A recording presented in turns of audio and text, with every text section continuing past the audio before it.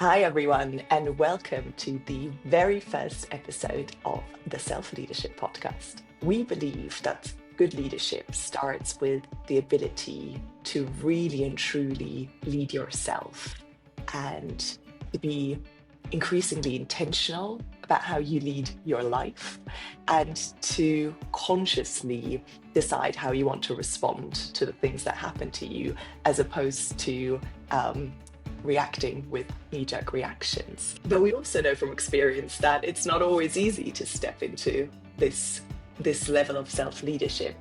And that is why in this podcast, we are super excited to bring together great minds and chat with them about their top 5 self-leadership practices. And today we are joined by our very own, by the co-host of this podcast, Josh Winterson. Josh is also the founder of Fractional TA and, most importantly to me, a very good friend whom I've now known for 5 years. Soon it'll be 5 years, and we initially met because we were working for the same company, and then I had the honor of coaching Josh, and later on we got together on video calls to discuss everything and nothing, personal growth, self-development, and this is how the idea for this podcast was born. So yeah, I am very excited to be quizzing Josh in a moment about his top 5 leadership practices, which I know to be incredibly powerful and deep. So yes, stay excited.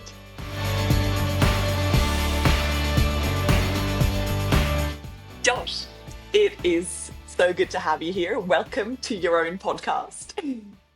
Hi, Anna.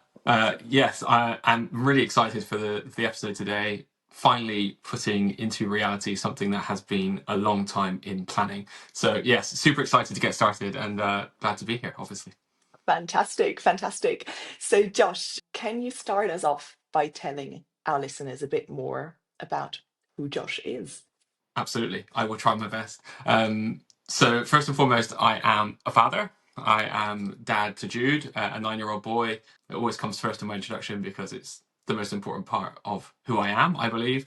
Outside of that wonderful role, work-wise, I am the founder of Fractional TA, which is a startup talent acquisition business, which focuses on early stage tech startups and helping them grow from 5 to 50.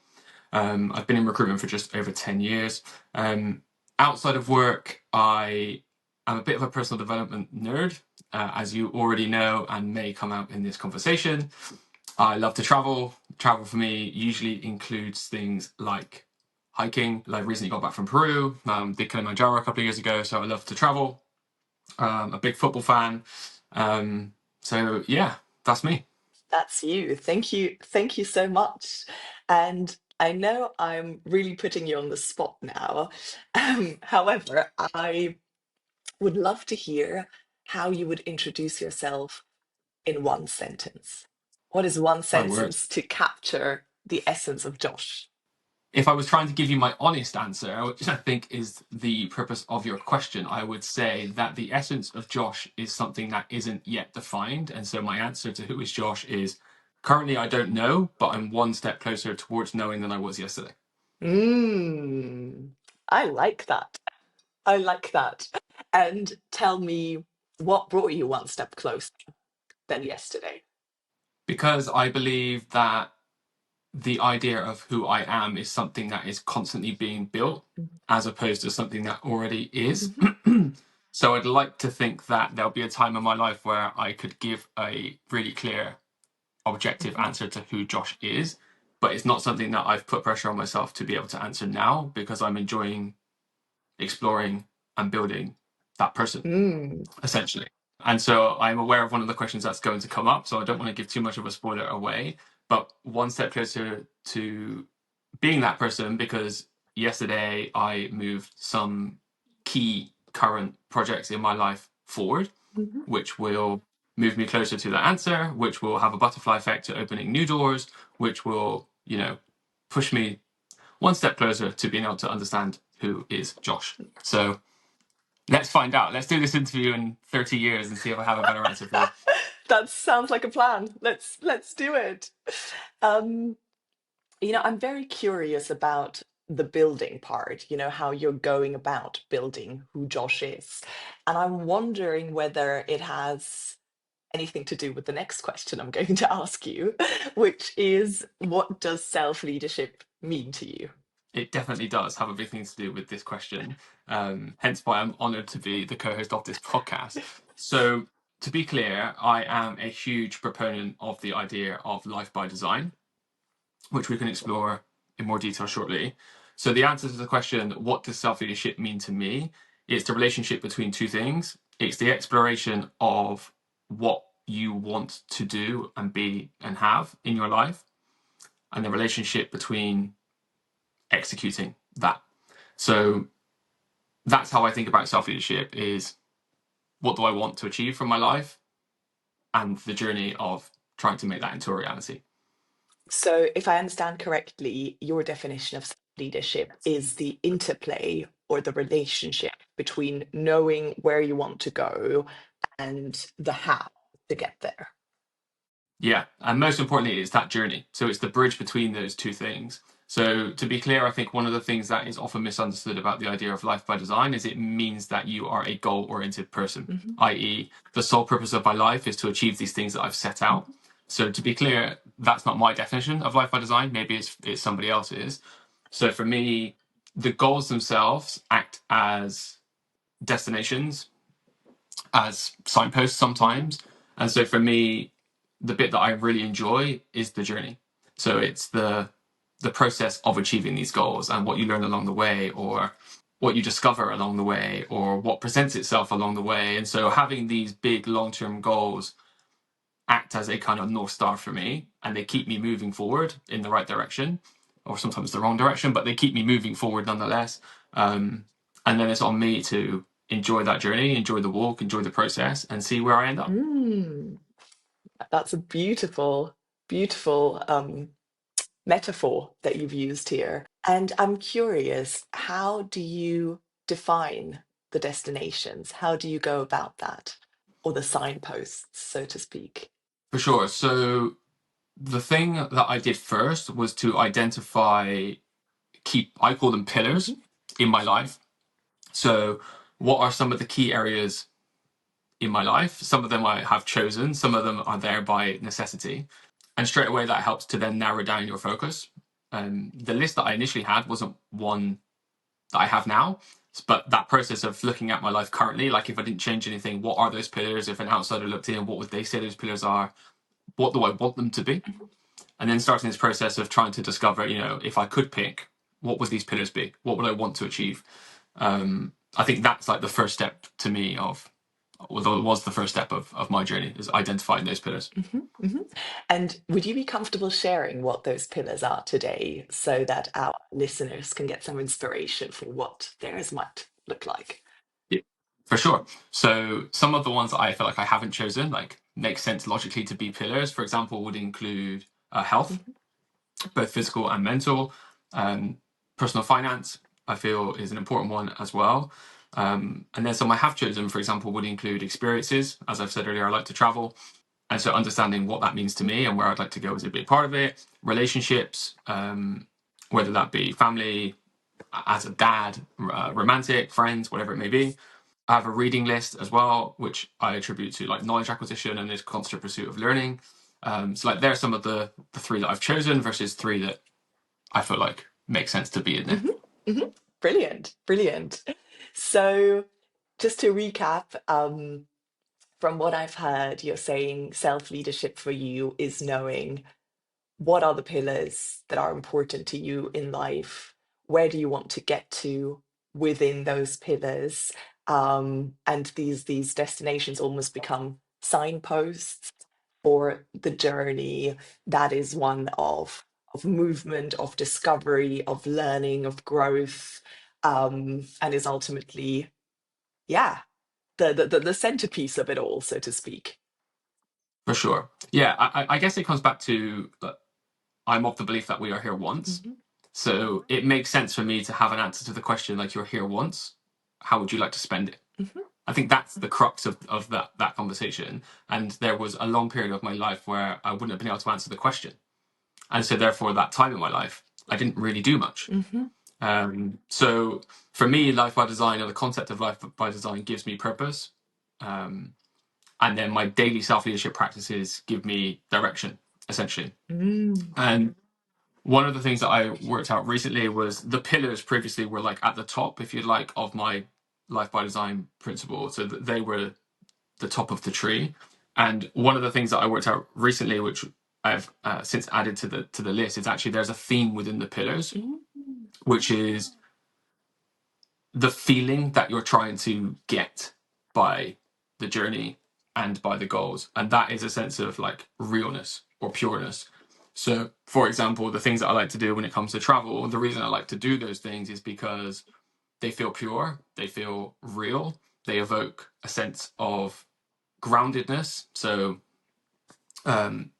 that's what I like to do in terms of my experiences. If you apply the same logic to physical health, for example, the things I like to do in terms of my physical health are the same emotions. So they evoke the same emotions of realness, of rawness, of pure. I feel grounded once I've done my exercise. So actually, even within the pillars, there was a theme or a feeling or an emotion that it turns out you're trying to chase, Mm. which for me is I want to feel, and I want my feelings to be real and pure, and as real as possible.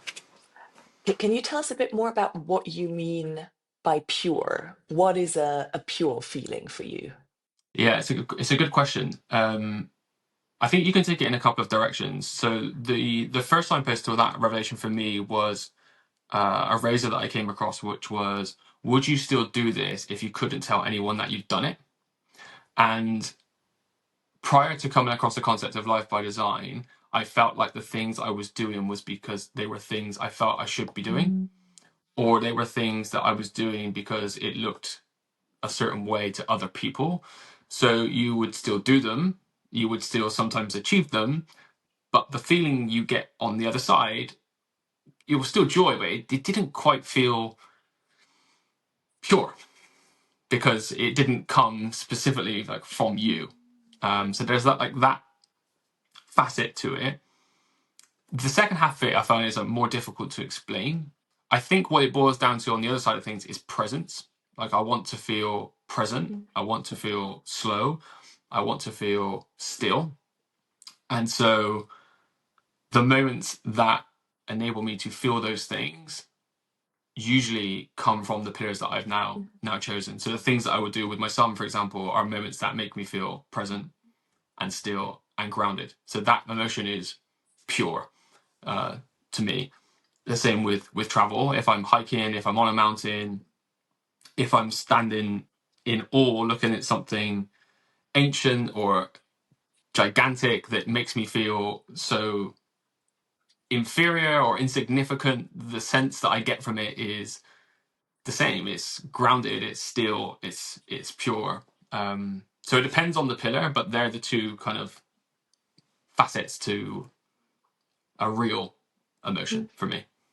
Thank you so much for explaining that. That actually makes a lot of sense, and to me, it almost sounds like part of the purity comes from none of it being contaminated by other people's expectations, and really being genuine and from within, and that also fits in so beautifully with the presence, right? Because then it's not about taking that picture of that situation to then post on social media, but it's about feeling the emotions of being there and seeing what you're seeing in real time.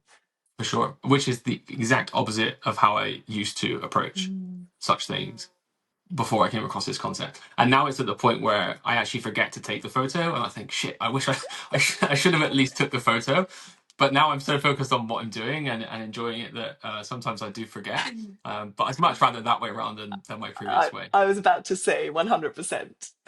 Oh, well, thank you so much for this overview, and I think it sets the scene beautifully for us to now delve into your core self-leadership practices to find out how you make what you just talked about a reality and how you step towards those feelings of presence and pureness. So without further ado, Josh, what is your first self-leadership practice? My first self-leadership practice is actually a razor or a mental model, if you like. And that model is the phrase, you can have anything, but you can't have everything. This is a phrase that I found really helpful when A, committing to the idea of life by design, but B, when trying to focus on what I wanted to include in my life by design. I found this really helpful. Um, and I guess I'm fortunate in my life now where I feel like I have a lot of possibilities and a lot of things I could do, which is obviously a positive. Um, but you can't say yes to everything, and saying yes to everything takes me away from the feeling of stillness and purity that we discussed earlier. So having this mental model helps me really recenter myself as to what am I doing, and making sure that what I spend my time doing or what I allow myself to feel is by design. It helps to reduce possibilities in a really nice way. Mm.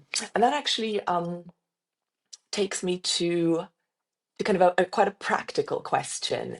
So, say some of our listeners hear you speak about life by design and they feel inspired and they want to also get started. They might start by defining what their pillars look like. Once they've got that, where do they go from there? And what role does the razor play in the process? I'll start with the second question because I think it makes sense, like through the exercise, if someone's going to do it. So I think the role of the razor is twofold. One, I think it reframes what would usually be a fixed mindset. So when I think about when I started my idea of life by design, my mindset was fixed. So I felt like I was who I was, which is now a phrase that I detest. I am what I am, or whatever people want to interpret that phrase to mean. Um, so your mindset is fixed. This is my life. This is the pillars in my life, and this is me. So the phrase itself, the first thing that it does is edge you towards a growth mindset, which means that you don't have to stay there. Like it opens the mind to possibilities. So it just triggers that first switch, the first light bulb moment to say, actually, this doesn't have to just be it. Maybe I'll go and explore it, and actually I'll come back to it was great how it was. I'm not saying you have to change it. It's a mental approach to what else could there be, and starting to at least consider that. So I think the razor really helps with just changing the mindset on how you approach it. The second thing that the razor does is it helps to reduce down what's essential, because the saying itself, you can have anything but you can't have everything, just means that you can only turn your attention to so many things, right? So like I fundamentally believe that you could sit on this call and say, I want to achieve goal X. And like I fundamentally believe whatever you said that was, the goal was, if it was physically possible, that you could achieve it. So therefore you can't have anything, but you can have everything. So we need to narrow down, what do you want to spend your time doing? What do you get the most return from, whichever whatever return you deem you're looking for from these pillars. Um, and it's almost like not the less you have, the more powerful it is. But I think if you have too many things that you're focusing on, it starts to really dilute the purpose of itself, because you end up spread too thin. If you're spread too thin, it leads to burnout. If you're burned out, you're tired. If you're tired, you're not present, and the knock-on effect from there. So it just reduces down the possibilities in a good way. So you're only left with the most impactful areas that you've chosen yourself. Mhm. Absolutely. No, that really resonates. Um, and practically speaking, what does that process look like of narrowing things down? Yeah, it's a really good question, and my first answer to that is going to also be a bridge from the previous question, which is I think that the razor also helps to recontextualize what's possible. Like it really helps to not reassure you, but it helps to keep things realistic for you. Because, for example, work would be a big pillar for me, but so is my relationship with my son, for example, right? So I can have both of those things as per the razor. I can build a successful business and I can be a great dad. They're not mutually exclusive. But it's not possible for me to work 6 days a week, 7 days a week, 12 hours a day, and be a good dad. So it helps to, even within the pillars themselves, the phrase helps you to really accurately and realistically balance your own expectations of yourself within those pillars, because I can't do both of those things. So if I wanted to build a $10 billion company, it would really, in my opinion, detract from my role as a dad. So I can't do both. So I have to find that balance between the two. You could use it in a different way. For example, physical health. You want to be, or I would like to be, physically healthy, so lean within a certain degree. It would be unrealistic for me to try to set my own target of being physically healthy to have a 3% body fat, because to have 3% body fat would take away from other pillars of my life, which are experiences. I don't want to be able to miss out on experiences of enjoying a beer with my friends at a football match, or go into a restaurant with my family or my friends and having to think about what I eat, or even down to the silly things of it's raining and it's dark and you're going to McDonald's with my son, who still loves going to McDonald's. Is I still want time and space for those things in my life, because they contribute to the feelings that I'm looking to get. So I need to readjust my own expectations about what physical health means to me, because I could have both. I could be 3% body fat if I wanted to be, but I can't have everything. So would I sacrifice that for the other things? No. So you end up then with this balance. And I feel like when you go through that process, you end up with this kind of like recipe of, I'm aiming for this, this, this, and this. And if you've got it right, in my opinion, they should all link. And if you can see that they actually like repel each other in a certain way, then there's probably something that you need to readjust in your pillars or in your expectations of what you can do, because you can't do everything. I hear you. And I guess that's really where the art of it all comes in, isn't it? When you have to make decisions about these trade-offs and gauge what is realistic. And I guess that would be, it'd be great to hear a bit more from you on how do you make that judgment call of what is realistic? Because you might not always have all information at hand, right? Like you might not know exactly how much exercise you'd have to put in to get to 3% body fat and how you'd have to like reduce your diet. So how do you go about deciding the extent of how far you will go, and whether that balances or not? Yeah, it's a great question. And I think that brings us back to the first conversation we had about this today, which is you need to know what you want to do, and it's the journey about achieving it. And I think what you're asking there is the second part, is you have to go through the exploration. So the exploration can be trying it, it can be learning about it, or both in some situations. And I guess for me, that's the fun of you start this journey, and as you go along it and you have the courage to pursue it, you learn things or you acquire an extra bit of knowledge you didn't have before, and that reframes what you think is possible. So for me, I don't think that's something that someone can do up front. And actually, like in some areas of my life, trying to find the answers to things up front just served as procrastination. And I think maybe that's what would stop people from starting. My suggestion is actually you just start, even if it is quite unrealistic, and just have the courage to try. And as you start to walk forward, you'll acquire new information and new experiences that will reframe what you think is possible. So that would be like the first part of my answer. The second part of my answer is most things are possible in a certain way, you know. And I think the further you walk along this path, you start to answer questions thinking you could do it. And it doesn't mean you always can, but you start answering the question from a different place than I was answering it before. Um, so it's amazing just like coming into those decisions of like, could I make this work? I think I can make this work. Someone would have made this work. And having that kind of like growth mindset to the actual question or the problem you're trying to solve, I think gets you a long way. Mm.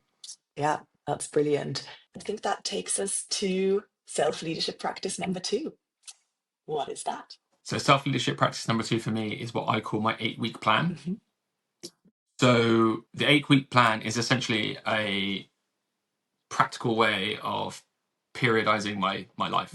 So if point number one was the selection of what would I like to achieve over the course of a lifetime, which is obviously never ending, then practice number two in the 8-week plan is breaking what seems to be a huge thing down into manageable chunks, which enable you to keep moving forward towards those goals.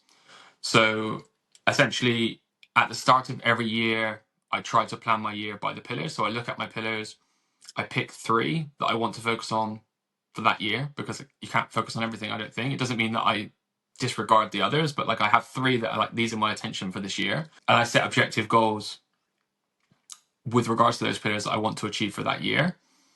So now I have my 12 months goal. And then all I try to do is break that year down into 8-week chunks. So there's 6 and then December. And typically I try to take December off because I'm still a kid and I love Christmas and my son loves Christmas. So I try to like let myself relax in December. So I'm nearly done for my year. So I end up with 6 chunks of 8 every year. At the start of each 8-week period, I do what I call a kickoff, which is what do I want to achieve in this 8 weeks. That's made up of 2 things. So it's either progression against the year-long goals. So for example, if it was to reduce my body fat by X%, that is a goal that needs breaking down every 8 weeks. So I would have a goal for that 8-week period. So half of the 8 weeks is dedicated to goals. The other half of the 8 weeks is dedicated to what I call life admin. So things that are happening in my life, whether I did it in an 8-week plan or not. So this could include like booking your car MOT, or it's your sister's birthday, or it's Easter, or just things that happen in life, whether you like it or not, they're still there. And so at the start of every 8 weeks, I set the goals and I look for my calendar for the next 8 weeks to get those life admin bits. And then if there's anything that I need to do with regards to those, I do it at the start of the 8 weeks. So I'll go and get the birthday cards, I'll go and get the presents, I'll book the MOT. And sometimes this can take like 2 to 3 hours for that one day to kick off.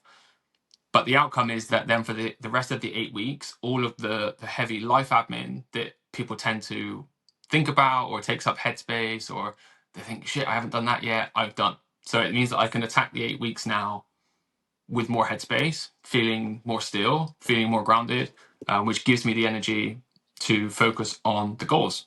And the goals are the things I want to spend my attention on because they're the things that move the needle towards the outcomes I'm chasing in my life. Am I perfect at doing it like that? No, but I try.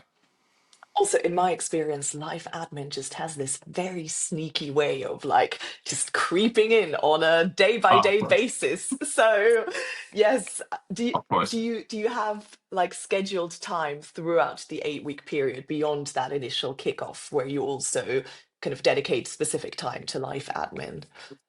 Yeah. So I have an hour then once a week to just check in against the 8 weeks. So in that hour, then you can action anything that's come in through the week. You can check progress against what you said you were going to do. It also just recenters you around what am I focusing on. So typically I try and do that on a Sunday while my son's asleep. And the reason I do it on a Sunday is because by the Sunday, my headspace is different than it is in the week. And by that, I mean, I'm not in the minutia of what's going on in my life. So I can review my progress from higher up, which I find much more helpful. If I do it in the week, I tend to get bogged down with what have I got today, what am I doing tomorrow, which is not the right headspace for that. So yeah, once a week for an hour, I sit down and review it basically. Mm, beautiful. And how do returning kind of to the goals that are in relation to your pillars, how do you make sure that the plan that you set out for the 8 weeks then translates into actionable things on a day-to-day basis? Is that kind of part of the planning that you say, okay, I want to reduce my body fat by X%, which means that on a daily basis or a every other day, I'm going to do X, Y, and Z. Is that how it works? Typically, yes. The real answer is it depends what the goal is, which sounds a little bit obtuse, but that's the real answer. So, for example, this year, one of my goals was to hike Machu Picchu. That was one of my experience goals for this year. One of my other goals was to reduce my body fat, as we've already discussed, by a certain percentage. So the body fat one is linear, it's gradual. So you can break the body fat down into 8-week chunks, which makes it feel more manageable. Then you can use your knowledge of nutrition and exercise to think, okay, how do I need to set my days and weeks up to be able to execute against this? So I need to be in X amount of calorie deficit, and to be in a calorie deficit, I need to consume this and I need to do this. So you can break that down quite easily with knowledge to a micro level. And so that goal becomes a daily pursuit, which I really enjoy. Conversely, the Machu Picchu trip, unless you're training for it, for example, but in terms of the logistics of the Machu Picchu trip, that is a one-off in my diary. So that was in July of this year. So the trip itself would have been in one 8-week plan, but to try and manage the stress or the admin of planning for it, all I did was bring some of the phases into earlier 8-week plans. So, for example, as strange as it sounds, I packed in the 8-week plan prior. In the 8-week plan prior to that, I went and made a list of things I needed to buy for the trip and went and actioned it. And then the 8 week before that, I got my jabs. So I had to get certain vaccinations for the trip. So that could have been something that old Josh, a week before Peru, would have been shopping, scrambling around, trying to find my phone charger. What do I need to take? What do I need to bring? And it would have been late, it would have been messy, and it would have been stressful is probably too strong a word, but just breaking it down, I feel like it just means that you feel like you're on top of these things, and then you've got more headspace, like you said earlier, when stuff does come up in the week, which it always does, especially with a kid and a business. Hard to say which one causes the most turbulence in your week, but they both do. When these things do come up, you've got more headspace to attack them, because now I've got less things to do when they come up, as opposed to thinking, shit, I've still got these 4 things to do and this has come up. So the life admin bit, like, it sounds boring, but we all have to do it. Like, all of us have to pay our council tax and put the bins out and do wash. Like, we all have to do these things. So my attitude is I'd rather systemize it, know that it's taken care of, so I never have to think about it, and then spend all of my rest of my time thinking about the things I choose to do, which is go to the gym, go for these trips, focus on my work, and focus on my son. And it allows me to be more present when I do those things, which is ultimately the feeling I'm trying to chase. I hear you. Totally. You know, Josh, what's coming up for me, and I certainly don't have this figured out. My initial reaction to what you're saying is, oh my God, that sounds so good and so intentional and kind of and practical. And at the same time, I'm almost having like a bodily response to the rigidity of it, in the sense of, I'm like, but what about flow? What about downtime? What about, what if I don't feel like going to the gym or counting my calories or being productive at work or planning my next trip? What if I just want, or my body just needs to be for a moment? And as I say, I don't feel like I have solved this dilemma. I'm just very curious how you deal with I think the human necessity to also just be sometimes. Yeah, it's a great question. And it's actually, I think, a huge misconception of this idea, which I get asked about a lot by people I tell about this concept. So what the 8-week plan isn't is me planning every day for the next 8 weeks.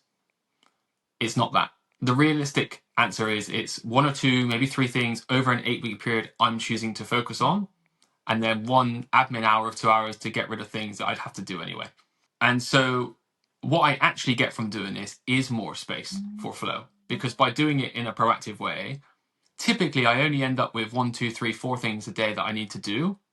But then I know that I've done them, and I know those things have pushed me towards where I want to be, which means the rest of my day, I can choose what to do, which is usually work or playing football with my son. But there's lots of time for flow because I've got rid of everything else. And so I feel like by is it microdosing? I don't know if it's micro. It's basically microdosing your bigger goals, but to take up a smaller chunk of your day. But then you know that every day you're taking these inches towards them. So if I miss a day, it's okay, because the last 3 days I've been on it. Whereas if you schedule yourself that one day to do it all and then you miss it, suddenly it's like, oh shit, like I haven't been to gym for a week, or I haven't done this for a week. Like, no, I've done it for the other 3. Something's come up today. I need to do the school run. I can't get there at this time. That's okay, because over the other days I've been super consistent. So like, what it actually does is it gives you headspace, because it gives you license to be kind to yourself. It gives you space for flow. And so if I look at my to-do list every day, there's some things that are on it every day, which is to not jump ahead to some of the other practices, but like to walk, to go to the gym, to read, to check in with my son. That's it. So I try to think about my day in like 3 chunks. So I try to do those things in the morning. And so like chunk 1 of my day is Josh time. So I call that like time for the body, because they're all things that I do to regulate the body, but obviously has an impact on my mind. Then the middle chunk of my day is usually work. So I call that for my brain, because I find my work challenging in a good way. It pushes me and challenges me and develops me. So the middle part of my day is my brain. On days where it goes to plan like that, then the third part of my day is the bit that I say is for my soul. So now I've got this like final chunk of my day, which is soul time. So I'm gonna have a beer with my friend. I like to sit and watch the football and try and switch off. I like to go and play football with my son. Sometimes it's more work if we're being completely honest with ourselves. Your point, the question was, then I have the choice, right? I've got the space to have some downtime, and I can feel guilt free about it because the things I had to do, I've broken down and I've achieved them, or I haven't, and I've got the space back. Mm. Soul time and microdosing your big goals. I'm definitely Yeah, 100%. I'm definitely taking this one with me, microdosing your big goals. Yeah. One final thing on that is I end up with this idea of like I have like A, B, and C days in my head. So like an A day is where it goes to plan, Mhm. like that. So an A day is like a great day where the first 2 hours of my day I've walked, gone to the gym, read, and checked in with my son. I've had a great day at work, and then I've had something on an evening which is like replenish my soul, which is in me time, football time, relationship time, whatever it may be. A B day is where one of those things isn't quite there. So it could be like I've still gone to the gym and read and done all of that stuff, but the day was crazy. So my day was work, but so was my evening.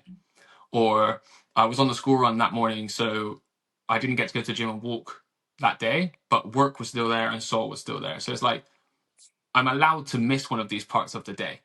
And then my C day is where shit's hit the fan, but there's like one or two things in my day that are non-negotiable, right? So like regardless of what happens in my day, I'm going to check in with my son and I'm going to read.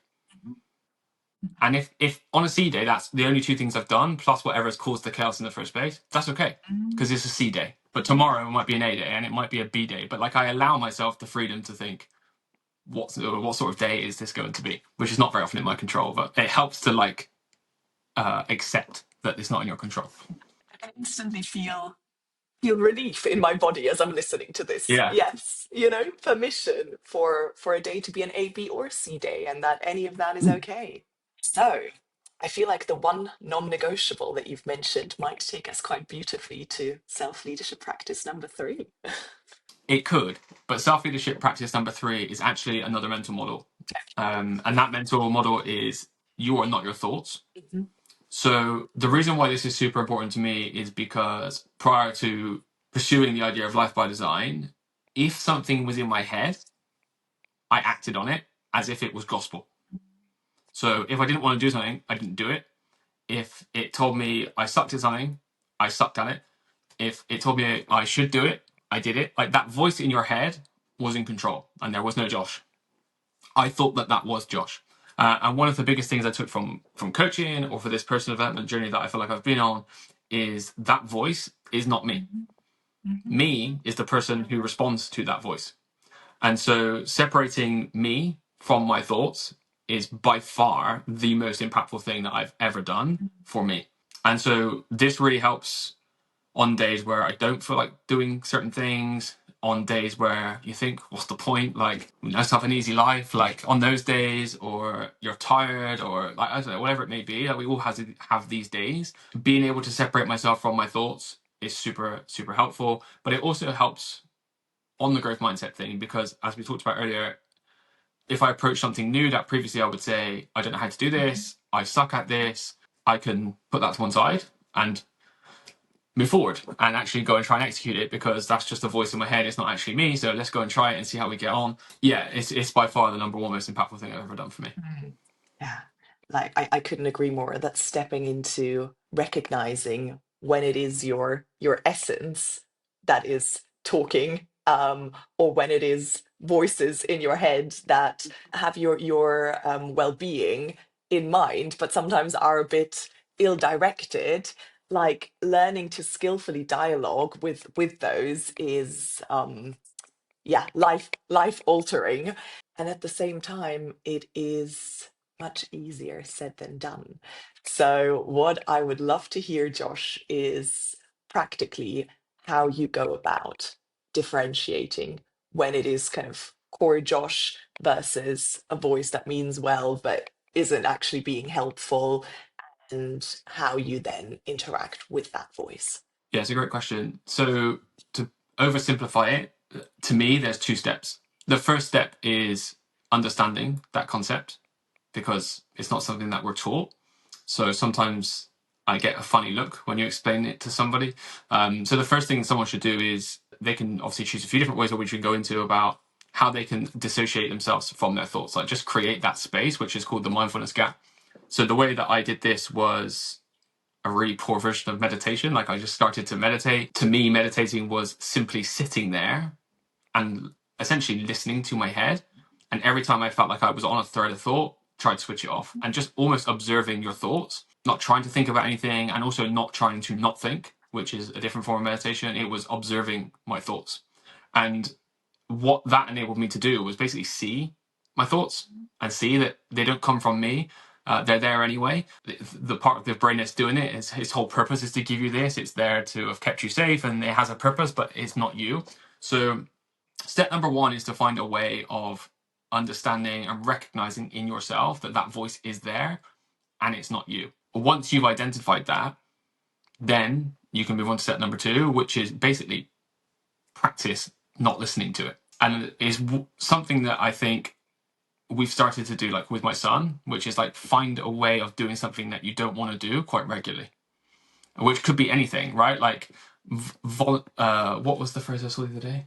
Voluntary punishment, I think, was a bit of aggressive, but it was basically like find something that you don't want to do every day and practice being able to turn that voice off. So for me, it was like, it started as going to the gym. Like I didn't want to go to the gym. So you have this resistance, you have the thought, can I turn the thought off to get to the gym? And there's loads of ways you can do that, which is just go for 2 minutes and walk out. If you go for 2 minutes, you're probably going to stay, but you start to build up some confidence that you can have the thought, because the thought's going to come anyway. You can hear it, you can recognize it, but now I can choose to not listen to it. So it started there for me. A big thing for me was ice baths, which I know I've got a bit of a bad rep online now, because I don't know, maybe people are using them for like more like physical benefits, but for me it was a mental benefit, because I did it for over a year. Every single day that voice instantly woke up and said, don't get in, even though I'd got in for the last 362 days, whatever it was at that point. Like, don't get in. So the voice is always there. It's doing its job, but that doesn't mean I have to listen to you. So then I step in and it goes away. So you just have this daily habit or practice of being able to shut that voice up. It doesn't have to be aggressive. It's basically just choosing to do something that you don't want to do, which for my son, it could be as simple as like drinking a glass of water or eating some fruit. Like, it doesn't have to be aggressive. It doesn't have to be hard. Like, it's just a way of having that voice and pushing back against it. And once you're able to do that, you can then take the confidence that when it happens spontaneously, which it will do, like things will come up that are hard, that you feel as a struggle, you've got the confidence that I can turn that voice off and choose how I want to approach this, because I'm used to turning it off and managing it myself. Yeah, so powerful, so powerful. And if you don't mind, I'll just add in that I'm not sure that turning it off is necessarily quite fitting, because I don't think, as you say, the voice doesn't go away, right? So No. it's not quite turning it off, but it's almost like tuning it out, or learning to deal with it in a more skillful way. Like I personally, what I find very helpful is to come at it with kindness and humor, and to be like, oh, well, here you are again trying to prevent me from doing this. Cute, you have found yet another method of sneaking into my process. Like, well done for being so creative. I thank you, and I let you go because it's not serving me right now. And I find that that creates like a playfulness and a softness that the thoughts also respond better to than when it's like a piss off. I don't need this. I don't want this.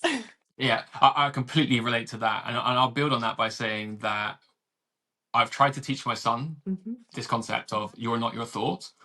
So my son is 9. I think he was 8 when we started to try and teach him this. And the reason I feel like it was important at the time was because he was at an age where there were more complex emotions that he was feeling. Mhm. So, for example, like when he was 4 or 5, like the idea of being anxious or nervous, it didn't really come up. Like he was either hungry, tired, happy. So, like there wasn't really any gray in between these emotions. They're quite like binary emotions. At 8, they start to be a little bit more complex, and they're hard for him to explain because they're complex emotions. And so the step that I did with Jude was we helped to identify the thought. So he's big into Squishmallow teddies. We found one that was like a bit of a Halloween one that had a name. So we named that voice in his head after one of the Squishmallows. Which maybe on face value like sounds strange, but it meant that, for example, last season he likes to play football, which is not a shock to anyone who knows me. Like, and he got to a cup final, so it was the first football match he'd played where he knew the stakes. And for the first time ever, he was nervous before a game, which I think for an 8-year-old is quite a difficult thing to articulate. But like, he attacked it and came to me and said, "Dad, Felipe is being really loud in my head. Can you help me make him go quiet?" Basically. So like at 8, like identifying that voice as something else, as playfully as you've described, has really helped him to realize that like those emotions are fine. Like the emotions are there to help you and protect you. They're never going to go away, but you don't have to identify as them. We can identify them as someone else in this case, and then we can use the tools to help them go away. And obviously the tools that we use for the 8-year-old, by the way, are obviously not ice baths or going to the gym, but the principles still stand, and then he's able to attack it. And so, yeah, I feel like it's a really important skill. Hopefully he would agree as he gets older as well. I so love that you're teaching your son that. I mean, what a gift to be giving to a young person at such an early age. Very inspiring. Thank you. And apologies to anyone called Felipe, by the way. It's not personal. I'm sure there's lots of nice Felipes in this world. Yes, I'm absolutely sure there are lots of lovely Felipas out there. One final question on this self-leadership practice before we move on, and that is for our listeners who've just heard you talk about this, what are some good resources for them to check out if they want to further acquaint themselves with this idea of you not being your thoughts? It's a great question. For me, it was reading, which is a bit of a spoiler for the next practice. Um, but there's some great books. I think the one I would recommend is like the entry book to this is The Chimp Paradox. It's not the best book, but it's the book that if I was starting this journey, I would want to read first, because I think it really clearly articulates this concept in an easily digestible way. Some of the books I'd gone to read were like quite heavy, and starting there would just make it more difficult. So I would definitely recommend The Chimp Paradox as a starting point for this as a concept. Yeah, that's what I'd recommend. Brilliant. Thank you, Josh. So you've already given us a little teaser regarding self-leadership practice number 4. Tell us more. Yeah, so self leadership practice number 4 is reading. There's a few reasons why this is the case. So in no particular order, the first reason is that knowledge acquisition is one of my pillars.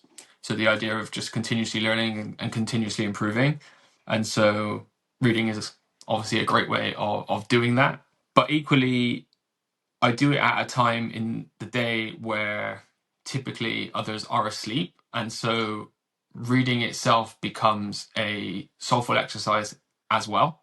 So I typically do it upon wakening, like with a coffee, for just half an hour. I don't count how many pages I need to read or anything like that. Sometimes I don't even read one page. Sometimes you wake up and your brain is busy, but the art of sitting there with a coffee and the book is a really still way to start the day, I find. And the idea for this came because I think it was a Naval quote that said, if you cannot be happy with a cup of coffee, you'll never be happy with a yacht. And whilst I definitely don't want a yacht, it's not on my life by design list or anything close to being on my design list, the principle of that quote I really liked, which is like, how can you make the ordinary moments extraordinary? So this practice started in COVID, where like it was difficult to find space and time to find joy in lockdown. For me, it was a really difficult time.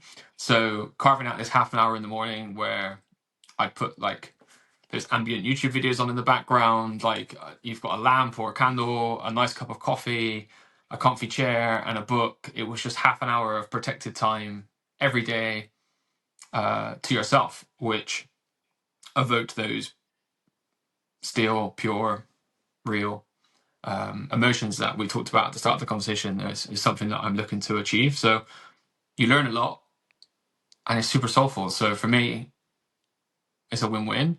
And it's also a super low barrier to entry, right? Like, it doesn't cost anything. It does, or it's a minimal cost in this day and age of like £8 for a book. You don't need anything to be able to do it. It doesn't take very long. You don't need other people. Like the barrier to entry is low, so I haven't really got a reason not to do it. It makes for good conversation when you speak to people of things that you learn along the way. Like the one thing about reading that I really like, which I think is actually underrated now that I've started talking about it, is like the butterfly effect of reading, where you read something and you find like a sentence or a quote or a book, like reference in a book, and then that leads you to another book, and then that book leads you somewhere else, and now I'm reading about something I didn't even know existed 2 months ago. And there is this kind of like butterfly effect of reading, which, yeah, now I've said it out loud, it's like a really underrated part of reading. Like I recently read a book called Siddhartha, and it was like such a simple quote that I took from it, but it like gave me an answer to something I felt like I've been thinking about for like a year, like in my back of my mind. And I was like, it's like a 6-word quote, and I was like, where's this been forever? Like I've been looking for this, and it's just popped up in this book that I didn't even know existed 2 months ago. And so for reading, for me, low barrier to entry with a huge upside. Are you comfortable sharing what the problem was and what the 6 words were that answered it? Yeah, so it came from the fact that I said earlier, one of my key pillars is health, which is split into physical and mental health. Physical health for me was far more easy to like make objective. Like mental health, I find is a really difficult thing to make objective. And I felt, okay, well maybe it doesn't need to be objective. Maybe I can just have some guiding principles on what it might look like to me. And so I was stuck with like, how do I do that? Like, what does that need to be? And I knew roughly like what the pillars were to me. I just couldn't find a way of like measuring mental health or my mental fitness fun and as objective as I could. And so I found this quote in this book, and it was literally 6 words, and it was, I can think, I can wait, I can fast. And I don't fast, but I have done previously. What I really liked about it was that in a good headspace, you can do all 3 of those things, which basically means like I can do something that I don't want to do. I can do hard things. I am in control of my thoughts. And if I'm not in a good headspace, if my mental health is what would be a low score, those 3 things or doing hard things are really tough. I can do hard things quite well when I'm in a good headspace. And so like I've really tried to learn and improve the art of thinking. I have fasted before, and the art of waiting, like I've really tried to practice in a few different ways. So yeah, it really hit me how like 6 words, which is actually 4 words because I comes up 3 times, can be like, damn, like that's the one, that's it. So like now when I review it, I think, okay, how is my mental health? How is my mental fitness? It's like, well, how good am I at the moment at doing hard things? And that becomes my gauge. What a powerful takeaway from a one-liner. Absolutely. And strong endorsement for reading, even a page or half a page a day. Yes.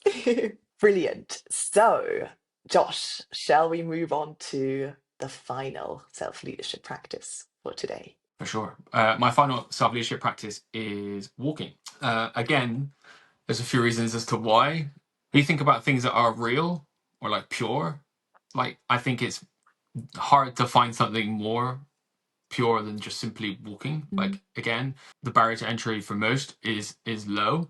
Obviously, I recognize it's not something that everyone can do, but in terms of like it being simple by nature, but difficult sometimes for the brain, is like the balance that I find quite stimulating in that sense.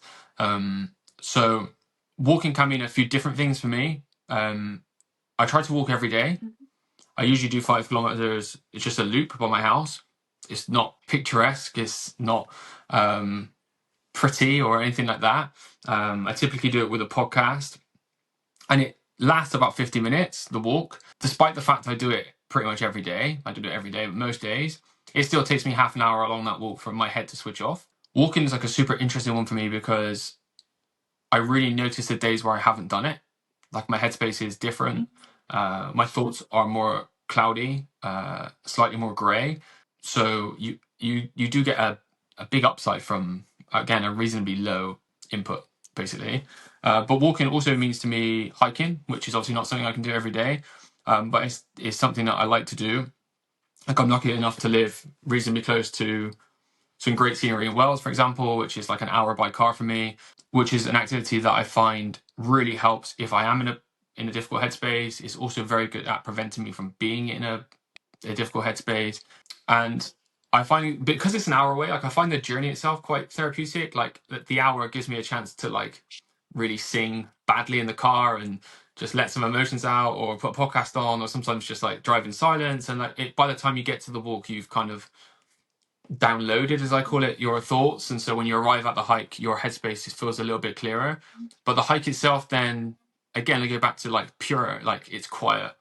There's rarely people there. It's nature. It's not man-made. It's quiet. There's so many upsides to it that really help me feel, again, insignificant, small, which I find really helpful for perspective and grounding.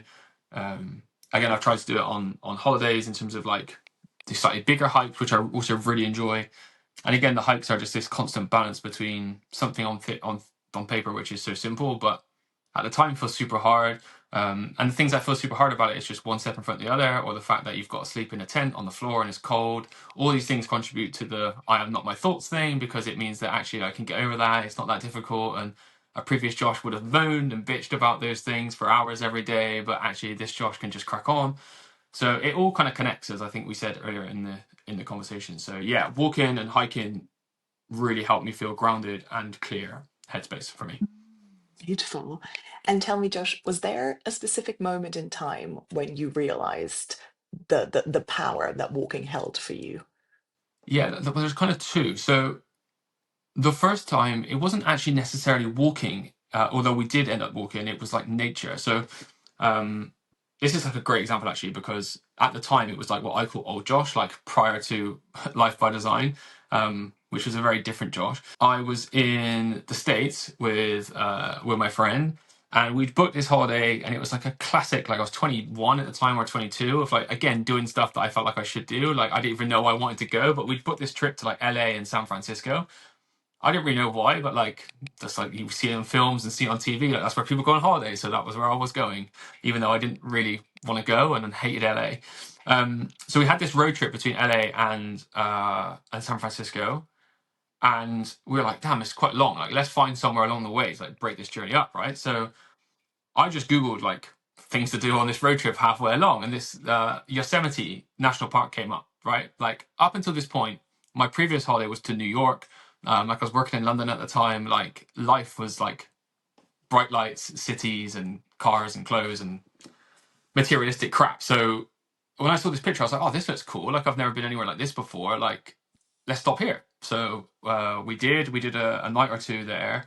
And the way that we went into Yosemite, like you drive in and you come out this tunnel and you're just like hit with this valley. And it was like you'd arrived on a different planet. Like I'd never seen anything like this before. And like it physically stopped me, my friend, and everyone else who was there, like in their tracks. Because it was like being hit by a wall of like, what is this? And the feeling and the awe and the insignificance, like I remember that feeling then and was like, oh, especially because we just come from LA, which I was really disappointed with. To then be hit with this feeling, I was like, okay, there's something in this. Like, I don't know what it is right now, but there's something here that is like really connected with me.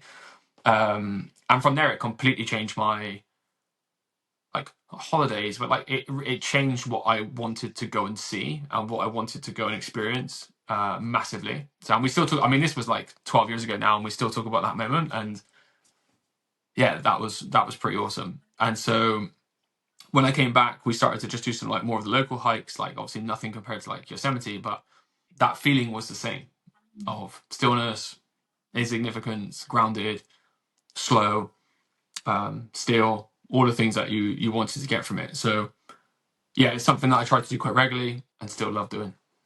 And how do you bring this energy of like the stillness and the groundedness and the awe into your daily walk, which you mentioned is not necessarily super picturesque?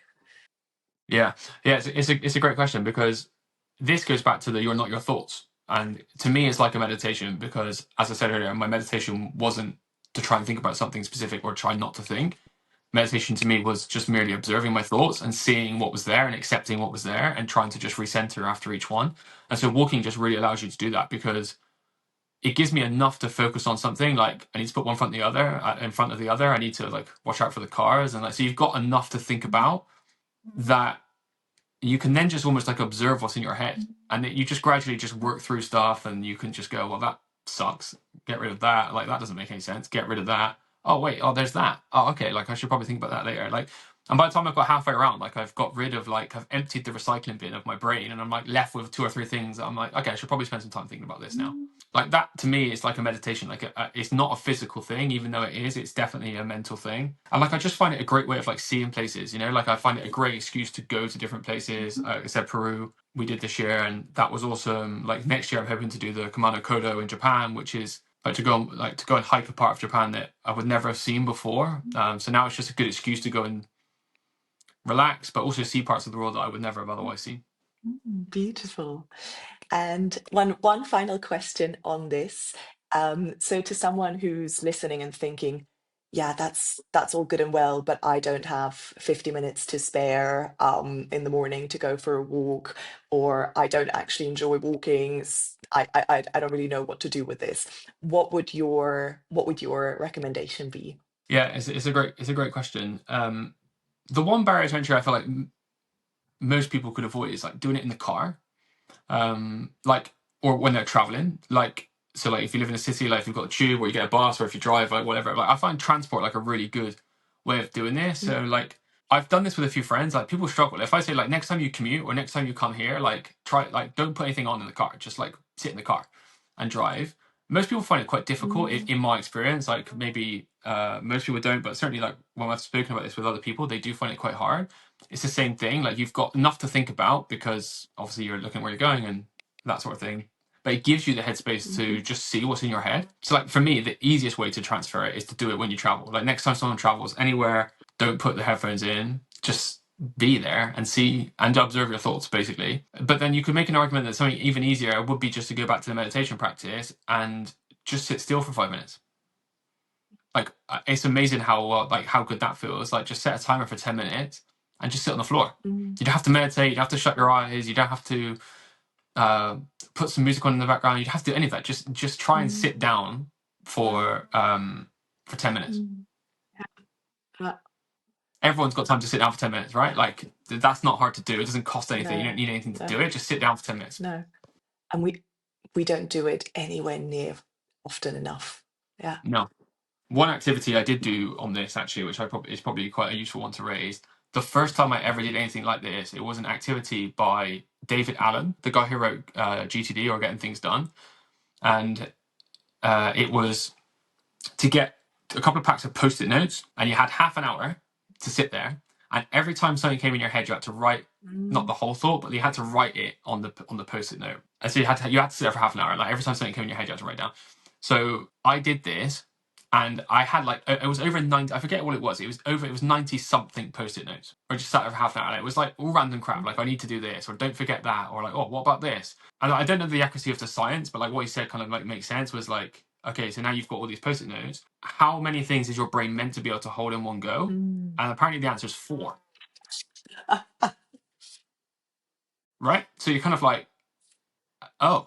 And like, so the whole book and his whole argument is like the brain is where we store stuff, but the brain is not meant to be a storage compartment. It's like, it's meant to be a source that you then take stuff out and put it into action or speech, or like you get it out of your head in some way and put it into something else.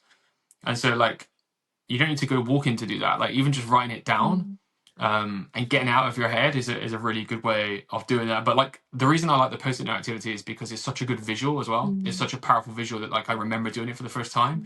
I got my mum to do it once. Like people are like pretty surprised if they're willing to do it. It's amazing how much stuff is in your head if you give yourself half an hour to just observe it. Absolutely. No, definitely a powerful thought and a powerful practice to end this conversation on, Josh. Thank you so much. It's been such an honor and a pleasure listening to your 5 self-leadership practices. I would love to ask you to just give a quick recap of them to our listeners, and then to share any parting thoughts that you might have. Yeah, absolutely. So self-leadership to me is the idea of living life by design, which means you get to pick what you want to achieve and the journey towards achieving them. And so 5 things that I do to help me with that is the razor of you can have anything, but you can't have everything. The second one is to do an 8-week plan or to try and periodize your life to break big goals down. Number 3 is the idea that you are not your thoughts and finding a way to continuously practice that by doing something that you don't necessarily want to do.